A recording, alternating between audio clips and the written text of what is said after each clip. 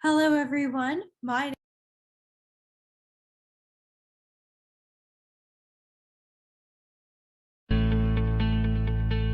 Vivimos en una época de profundos cambios, donde quedarnos parados no es una opción.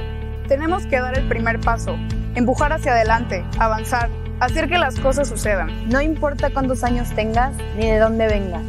Lo importante es lo que tengas que decir, lo que puedas aportar y contribuir. Dejar lo superficial atrás y concentrarnos en lo que realmente importa. Vivimos en un mundo interconectado, en el cual no podemos pensar y actuar de manera aislada. Este mundo necesita de más jóvenes como tú, que asuman y ejerzan un liderazgo, con una visión global, que sean creativos e innovadores, pero sobre todo con un gran sentido humano. Hagamos pequeños cambios y mucho ruido, porque eso es lo que hará que más jóvenes se unan y cambien conciencias para crear un gran cambio colectivo. Cambios que, por insignificantes que parezcan, sembraron una semilla, una ilusión de cambio que algún día germinará e impactará en la vida de miles de personas. Caminemos de proyecto en proyecto, de esfuerzo en esfuerzo y de éxito en éxito. Cada quien aportando en su área de expertise y conocimiento. Con un esfuerzo interdisciplinario entre todos los sectores de la población. Hagamos sinergia entre gobierno, empresas y sociedad civil, al igual que con otras organizaciones. Extendiendo la mano a todos aquellos que quieran y puedan ayudar. Bajo una misma meta y un sueño en común en el que podamos ayudar a la sociedad veracruzana, escuchando y apoyando a todas las generaciones, porque este esfuerzo debe de ser intergeneracional. Solo así podremos hacer frente al gran reto que se nos presenta como humanidad, anteponiendo el bien común al bien personal. Pero para todo esto, debemos de caminar juntos, en una misma dirección, sin dejar a nadie atrás. Veracruz y México te necesitan más que nunca. CANAJOPMX, por el honor de servir a México.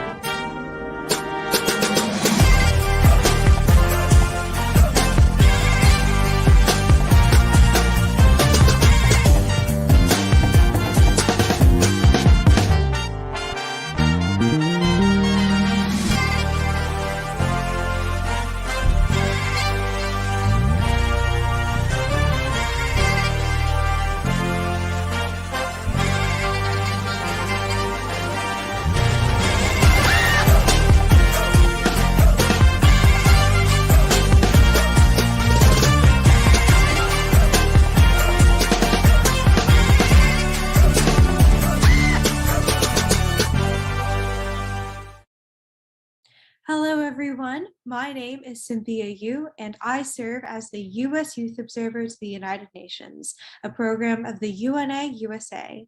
Today, I would like to share with you how important it is to continue serving as youth leaders in the movement for the global goals in the United Nations. Before I begin, I want to first share a little bit about myself, my background, and my story. I am deeply passionate about the UN's work, and I think it mainly stems from my personal journey as a grassroots advocate. I'm a first-generation American, and I remember hearing stories of inequity throughout my entire life. My grandfather was the oldest of 6 children, and by the time he turned 13, he'd watched as every single one of his younger siblings passed away from preventable causes. Just 2 generations later, my older sister passed away from preventable causes as well. And so what I have seen is that it is incredibly important, and in many ways increasingly important, that we unite together to solve some of our world's greatest issues. In my journey for the UN SDGs, I was a UNICEF Youth Ambassador at the 74th UN General Assembly, where I met with world leaders and discussed the importance of ratifying the CRC and continuing the ongoing global commitment to giving young people and children their rights. In my current role, I primarily engage with young people across the nation on the UN Sustainable Development Goals. And what I've seen through my few months in this new role is that young people are leading the charge for all of the SDGs. In the beginning of my term, I conducted a national listening tour where I personally met with hundreds of US youth across the nation in 2 weeks before UNGA started. And this is what I found. The number one priority that US youth told me that mattered to them was SDG 13, climate action. And yet, when I talked about and asked them what they thought was the number one US priority, they shared that they believe that it is SDG 10, reduced inequalities. What this tells me is a few things. First, the literal sense, which is that young people are concerned about global issues, including climate change and inequality. But then second, that young people see domestic and global issues, at least in the United States, as sort of separate entities. And so what I want young people to understand is that issues that affect any part of the world affect all of us. Climate change is also a domestic issue as much as it is an international one. And so what I hope to do this year as a youth observer is to serve as somebody who empowers other people in my generation to serve as change makers for the UN SDGs. Through the listening tour, I created a 3-pronged plan to address some of these issues and to engage with more young people.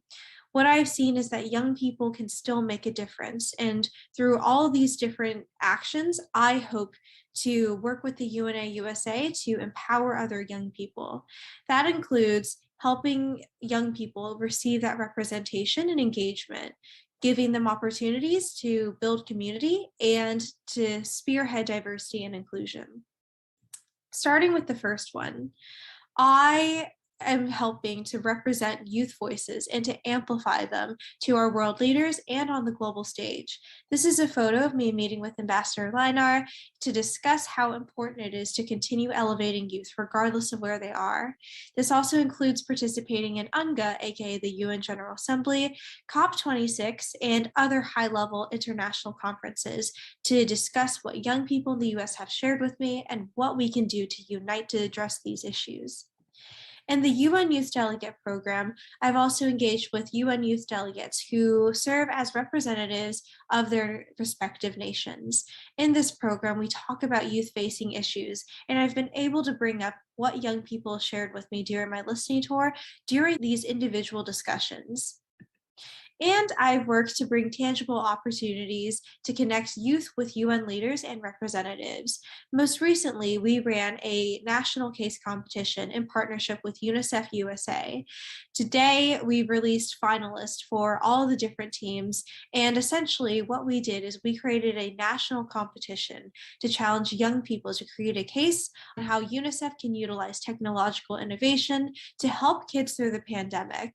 This was a very successful event where we received a 164% increase in youth participation from the previous year. And it's something that we continue to hold key in driving young people to be agents of change for the UN SDGs. In everything that I've done, I have tried to spearhead diversity and inclusion through all of my work. As a first-generation American and as a woman of color, I know what it's like to feel like we're not being heard. And so this year, I really wanted to dedicate my term to elevating young, diverse, underrepresented voices. I shared this with the US Ambassador to the United Nations during my second day in the role, and I told her that this is something that I'm deeply committed to and something that I would like to work on in the future. Globally, this has meant advocating for diverse interests. I founded a diversity block in the UN Youth Delegate Program and discussed how important it is to continue including more voices from the Global South and more diverse voices during a dialogue that the EU delegation ran that included the UN Secretary General's Youth Envoy. Domestically, I'm working with the UNA USA to create a racial justice series to equip US youth with skills and opportunities to engage and learn more about racial justice and engage in international roundtables where they can speak with youth from across the globe and hear about how we have shared experiences of racial justice and what we can do to advocate for racial justice and reducing inequalities. I'm also currently working on a mental health series with the UNA USA, where we're going to challenge UNA USA chapters to find local resources and bring them to students and young people who are in great need of mental health resources. And I'm also working on space and innovation. This is very similar to the UNICEF USA partnership where we had the national case competition. And in this case, we are specifically focusing on the intersection of space innovation and global affairs. And this is a project that we plan on launching in the summer of 2022 for US youth. And finally, I'm conducting an Amplify tour, which is the successor of the listening tour, where I'm going to be meeting young people in virtual, hybrid, and in-person stops to hear about what issues matter to them and what we can do to continue serving as activists and advocates for the UN and all of its great work. In everything that I've done, what I have seen is I've been inspired by young people who have been personally affected by issues and yet have taken the torch to continue carrying that dream and moving it forward. I must say that we just need more youth in leadership. We need more diverse voices. We need more representation. And we need more young people who are going to continue making tomorrow better than today. Regardless of whether we're in the United States or Mexico, it is critical that young people continue serving as change makers in their communities and beyond. So thank you for the opportunity to share all that I've been doing as the US Youth Observer and ways that we can engage with young people to serve as agents of change. I welcome you to please reach out to me at any time here on social media at US Youth Observer, and I hope to continue serving as a resource, not just for US youth, but also for leaders like you as well, who are working to spearhead the SDGs. Thank you again, and wishing you a wonderful conference. Bye.